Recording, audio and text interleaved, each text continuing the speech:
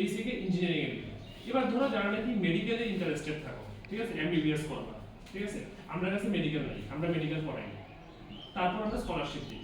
কেমনে মানে এটা আমরা কেন করি, ধরো যারা নাকি মেডিকেল নিয়ে এসে পড়াশোনা করতে যাও এবং তোমরা যদি আন্ডার এই পরীক্ষাটাতে টপ 100-তে আইতে পারো, টপ 100 আইতে লাগো, সেই ক্ষেত্রে 500টা টপ 100 আইতে লাগো এবং যে কোনো গভর্নমেন্ট মেডিকেল কলেজ যদি তোমরা পেয়ে যাও না, ধরো কথা এজিএনসি পেয়ে গেল না, তাহলে তুমি 1 লাখ টাকা পাবে। It is a first benefit এই পরীক্ষাটার মাধ্যমে। এবার সেকেন্ড বেনিফিট, এটা বাদ দাও, এবার ধরো তুমি স্কলারশিপ পাইলা না, কারণ টপ 500 আইতে গেলে তো ধরো সবাই তো আইতে পারতো না, 500 জন আইতে পারবো অল ইন্ডিয়াতে। এবার সেকেন্ড বেনিফিট হলো তোমরা সিইউটি পরীক্ষার নাম শুনছো, নিশ্চয়ই দিবা। এটা পুরো নাম কি সিইউটি?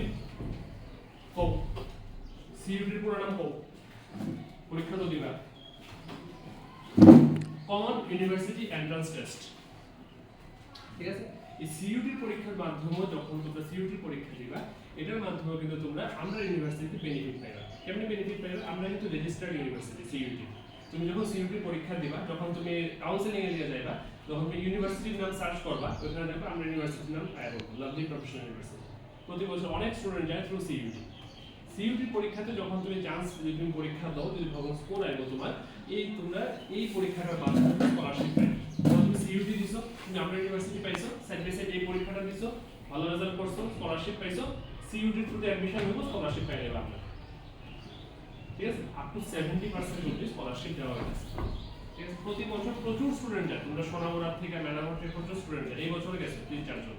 এবং আমি পার্সোনালি চিনি অনেক স্টুডেন্ট যারা নাকি ধরো আজকে থেকে অনেক বছর আগে, ঠিক আছে, আমরা যখন পড়াশোনা করতাম 8-10 বছর আগে, আমি অ্যাকচুয়ালি এই কলেজ থেকে আমার বিটেক করা, তারপর ডাইরেক্ট আগরতলা থেকে আমার এমটেক করা, ঠিক আছে। এখন আমি সিভিল ইঞ্জিনিয়ারিং এর অ্যাসিস্ট্যান্ট প্রফেসর, প্লাস আমি ত্রিপুরার অ্যাডমিশনটা আমি দেখি পুরো এন্টায়ার ত্রিপুরা।